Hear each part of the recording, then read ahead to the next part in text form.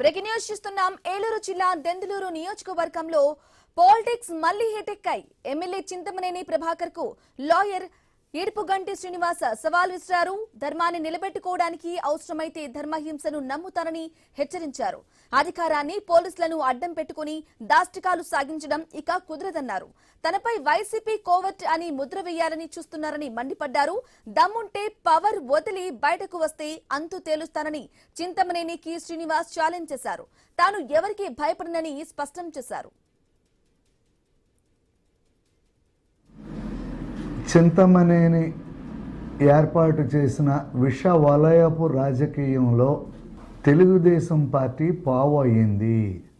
ఇతని యొక్క విష సంస్కృతి, విష రాజకీయం ఇతని రాజకీయ భవిష్యత్తు కోసం కన్న బిడ్డను రోడ్డు మీదకి తీసుకొచ్చాడు. నేను అనని మాటల్ని అన్నట్లుగా చిత్రీకరణ చేసి ఆ చిత్రీకరణలో ఒక మైండ్ గేమ్ ఆడి దాన్ని చిత్రీకరణ చేసిన నేపథ్యాన్ని నేను మీ ముందు ప్రజెంట్ చేయటం కోసం ఈ పూట నేను మీ ముందుకు వచ్చాను. అసలు ఈ తగాదాకంతా కూడా మూల కారణం ఈ జయప్రకాష్ చౌదరి అనే ఎమ్మెల్యే యొక్క పాలేరు. చింతమనేని ఏర్పాటు చేసిన విష వలయపు